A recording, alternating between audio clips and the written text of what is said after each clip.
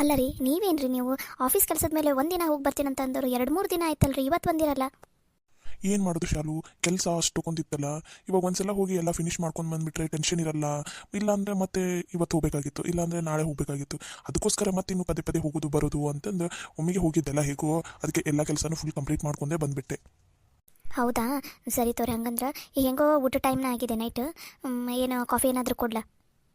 ಬೇಡ ಬೇಡ, coffee tea ಏನು ಬೇಡಪ್ಪ. ಹೊರಗಡೆದು ಕಾಫಿ ಟೀ ಎಲ್ಲ ಕುಡಿದು ಸಾಕಾಗಿ ಹೋಗ್ಬಿಟ್ಟಿದೆ, ನಾಲ್ಗೆ ಎಲ್ಲ ಒಂಥರ ಆಗಿ ಹೋಗ್ಬಿಟ್ಟಿದೆ. ಫಸ್ಟ್ ಮನೆಯಿಂದ ಊಟ ಮಾಡಬೇಕು. ಹೊರಗಡೆ ನೀನು ಎಷ್ಟು ದುಡ್ಡು ಕೊಟ್ಟು ಎಷ್ಟು ಕಾಸ್ಟ್ಲಿ ಇದ್ದಿದ್ದು ತಿಂದ್ರೂ ಮನೆಗೆ ಬಂದು ಊಟ ಮಾಡಿದ್ರೆ ಸಿಗುತ್ತಲ್ಲ ಆ ತೃಪ್ತಿ, ಆ ಸಮಾಧಾನ ಮಾತ್ರ ಎಲ್ಲೂ ಸಿಗೋದಿಲ್ಲ ನೋಡು. ಹ್ಞೂ ರೀ, ಅದಕ್ಕಲ್ಲ ಮತ್ತು ಮನೆ ಊಟನೇ, ಹೊರಗಿನ ಊಟನೇ ಅಂತ ಅನ್ನೋದು. ಆಯ್ತು ತಗೋರಿ, ನೀವು ಫ್ರೆಶ್ ಅಪ್ ಆಗಿ ಬಂದು ಕೂತ್ಕೋರಿ. ಇನ್ನೇನು ಅಡುಗೆ ರೆಡಿ ಮಾಡಿಬಿಡ್ತೀವಿ ನಾನು ಮತ್ತು ಖುಷಿ ಸೇರಿ. ಸರಿ ಆಯಿತು, ಬೇಗ ಬೇಗ ಅಡುಗೆ ಮಾಡಿಬಿಡ್ರಿ. ನಾನು 3-4 ದಿನ ಆಯಿತು, 2-3 ದಿನ ಆಯಿತು ಮನೆಯಿಂದ ಊಟನೇ ಮಾಡಿಲ್ಲಲ್ಲ. ಹೊಟ್ಟೆ ಫುಲ್ ಹಸುವಾಗ್ಬಿಟ್ಟಿದೆ. ಹೊಟ್ಟೆ ತುಂಬ ಊಟ ಮಾಡಿಬಿಡ್ತೀನಿ. ಇವಾಗ ಟೀ ಕಾಫಿ ಜ್ಯೂಸ್ ಏನು ಬೇಡ, ಒಮ್ಮೆಗೆ ಡೈರೆಕ್ಟಾಗಿ ಊಟನೇ ಮಾಡಿಬಿಡ್ತೀನಿ. ಸರಿ ತೋರಿ, ಹಂಗಾರೆ ನಾನು ಲಘುನ ಅಡುಗೆನೇ ರೆಡಿ ಮಾಡಿಬಿಡ್ತೀನಿ. ಸರಿ ಆಯಿತು. ಅಂದಂಗೆ ಮನೇಲೆಲ್ಲರೂ ಆರಾಮದಾರಲ್ಲ? ಸ್ಪಂದನ, ಬಾಯ್ಲಿ ಮಗಳ, ನೋಡಲ್ಲಿ ಅಣ್ಣ ಬಂದನ, ಹೋಗಿ ಮಾತಾಡ್ಸೋಗಿ ನಿಮ್ಮ ಮಾವನ್ನ, ಚಂದನ ತಂಗ. ನೀ ಹೋಗಿ ಮಮ್ಮಿ ಮಾತಾಡ್ಸೋಣ, ಬರ್ತೀನಿ ಆಮೇಲೆ. ಬಾ ನಿನಗಂತೂ ಎಲ್ಲಿ ಹೆಂಗಿರ್ಬೇಕನ್ನೋದ ಗೊತ್ತಿಲ್ಲ. ಬಾ ಮೊದಲಲ್ಲಿ ಮಾತಾಡ್ಸ್ ಬಾ. ಹಾಂ ರೀ, ಮನೇಲೆಲ್ಲರೂ ಆರಾಮದಾರ. ಅಂದಂಗೆ ನಿಮ್ಗೆ ಹೇಳೋದ ಮರ್ತುಬಿಟ್ಟೆ ನೋಡ್ರಿ. ನೀವು ಹೋದ್ರಲ್ಲ, ನೀವು ಹೋಗಿ ನೆಕ್ಸ್ಟ್ ಡೇನ ನಿಮ್ಮ ತಂಗಿ ಬಂದಣ್ಣ ನಿಮ್ಗೆ ಮಾತಾಡ್ಸೋಗೋಣ ಅಂತಂದು ನಿಮ್ಗೆ ಹೇಳೋದನ್ನ ಮರ್ತುಬಿಟ್ಟೆ ನೋಡ್ರಿ ನಾನು. ಹೌದಾ, ನನ್ನ ತಂಗಿ ನೈನ ಬಂದಿದ್ದಾಳ? ಚಲೋ ಆಯ್ತು ಬಿಡು, ಭಾಳ ದಿನ ಆಗಿತ್ತು ಬಂದು ಬಂದಿದ್ದು, ಚಲೋನ ಆಯ್ತು ಬಿಡು. ಮತ್ತು ನಾ ಫೋನ್ ಹಚ್ಚಿದಾಗ ನೀನು ನನಗೆ ಹೇಳೇ. ಅಯ್ಯೋ, ಹೇಳ್ಬೇಕಂತ ಯಾವುದೋ ಕೆಲಸದಲ್ಲಿ ಯಾವುದೋ ಮಾತಿನಲ್ಲಿ ಮರ್ತಾ ಹೋಗ್ಬಿಡ್ತಿದ್ದೆ ರೀಪ್ಪ. ತಡ್ರಿ ಕರಿತೀನಿ. ಅಯ್ಯೋ ಅತಿಯಮ್ಮ, ನೀವೇನು ಕರೆಯೋದ, ನಾವ ಬಂದುಬಿಟ್ವಿ. ಅಣ್ಣ ಆರಾಮದಿಯಾ?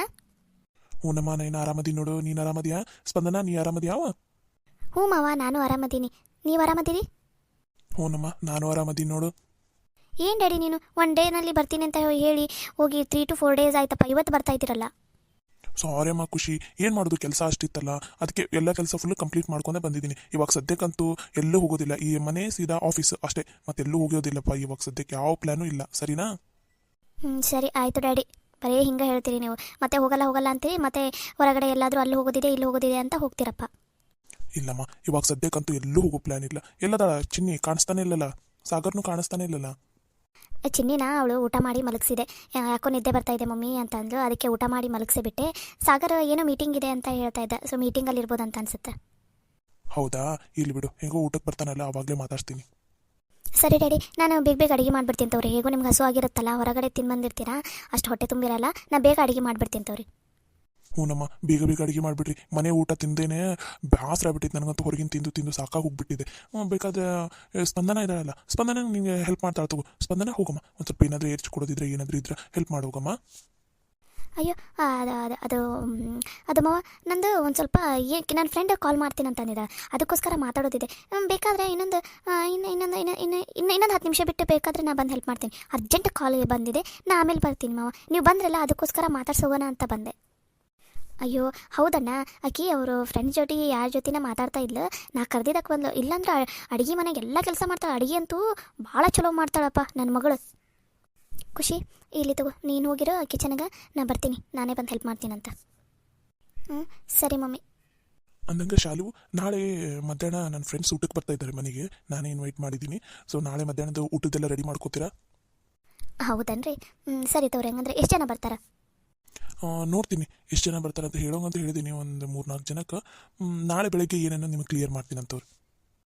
ಡ್ಯಾಡಿ, ನಾಳೆ ಬೆಳಗ್ಗೆ ಬೇಗ ಹೇಳಿಬಿಡ್ರಿ, ಅಂದರೆ ಅಡುಗೆಗೆ ಎಷ್ಟು ಜನ ಮಾಡಬೇಕು ಅಂತ ನಮಗೆ ಗೊತ್ತಾಗುತ್ತೆ.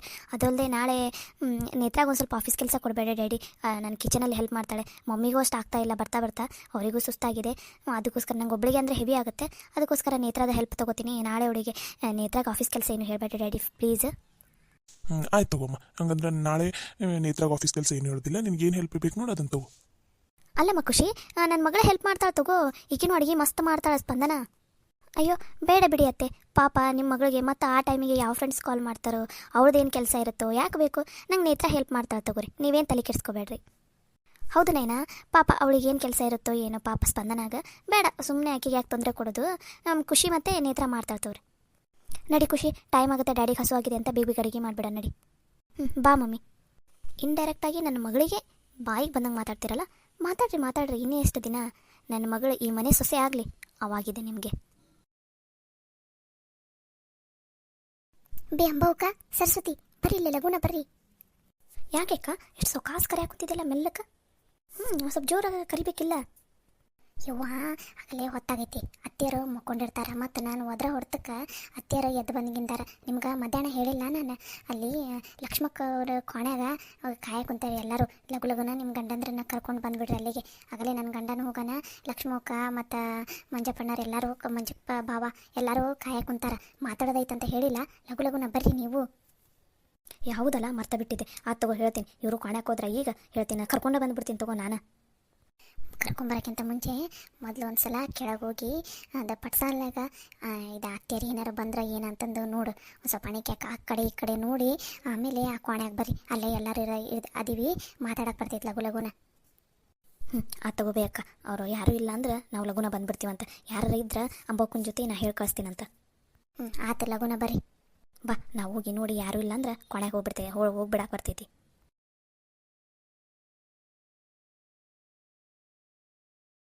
ಯಾಕ ಅತ್ತಿಯರು ಯಾರು ಕಾಣವಲ್ರು, ಈಕೆ ಪವಿತ್ರನೂ ಕಾಣವಲ್ರು. ಎಲ್ಲರೂ ಕೋಣ್ಯಾಗಲೇ ಮಕ್ಕೊಂಡಾರ ಅನಿಸ್ತೈತಿ. ಬಾ ನಾವು ಲಗುನ ಕೋಣ್ಯಾಗ ಹೋಗ್ಬಿಡೋಣ. ಬಾ ಹಂಗಾರ ಲಗುನ ಹೋಗ್ಬಿಡೋಣ. ಅವರೆಲ್ಲರೂ ಮಾತಾಡ್ಕೊತ ಕುಂತಾರ, ನಾವು ಹೋಗ್ಬಿಡೋಣ. ಬಾ ನಡಿ ಬೇಕಾ, ಮತ್ತೆ ಹೊತ್ತಾಕೈತಿ. ಮತ್ತು ನಾವು ಮಾತಾಡಿದ್ರೆ ನಮ್ಮ ಅವಾಜ್ ಕೇಳಿಸಿ ಎದ್ದು ಬರೋಕೆದಾಳ ನಮ್ಮ ಅತ್ತಿ. ಬಾ ಲಗುನ ಹೋಗೋಣ. ಪಂಚವ ಅಂದಂಗೆ ಈಕಿ ಅಂಬವ್ವ ಮತ್ತು ಸರಸ್ವತಿ ಕಾಣವಲ್ರಲ್ಲ. ಯಾಕ ಬಂದ್ವಿ ನಾವು. ನೋಡ್ಕೊಂಬಂದ್ರಿಲ್ಲ, ಅಲ್ಲಿ ಯಾರೂ ಇಲ್ಲಾಗಿದ್ರಲ್ಲ. ನೋಡ್ಕೊಂಬಂದ್ವಿ, ಅಲ್ಲಿ ಯಾರೂ ಇಲ್ಲಾಗಿದ್ರು. ಅವ್ರಾಗಲೇ ಮಕ್ಕೊಂಡಂಗೆ ಆಗಾರ ತಗೋ ಅತ್ಯಾರು ಮತ್ತು ಪವಿತ್ರ. ಈಗ ಎಲ್ಲರೂ ಬಂದಾರ, ಮಾತಾಡನ್ರಿ. ಅಂದಂಗೆ ಹೆಂಗ್ರಪ್ಪ, ಈಗಂತೂ ಅವ್ವ ಬೆಳಗ್ಗೆ ಏನು ಮಾತಾಡೋಣಂದ್ರೆ ಮದ್ವಿನ ಪವಿತ್ರನ ಮದ್ವಿನ ಇಲ್ಲೇ ನಾವ ಮಾಡಿಕೊಡೋದು ಅಂತ ಮಾತಾಡ. ಈಗ ಮದ್ವೆ ಮಾಡಿಕೊಟ್ರೆ ಮತ್ತು ಎಂತ ಇಲ್ಲ ಅಂದರೂ ಒಂದು 10-15 ಲಕ್ಷ ರೂಪಾಯಿ ಅಂತೂ ಬೇಕು. ಯಾಕಂದ್ರೆ ನಮ್ಮ ಅವ್ನ ಕೈ ಸಣ್ಣದಲ್ಲ. ಅದು ಅಲ್ದ ಈಗ ನಾವು ಬ್ಯಾಡ್ ಅಂದ್ರೆ ಮತ್ತು ಒದ್ರಾಡಕ್ಕೆ ಕುಂತು ಬಿಡ್ತಾಳೆ.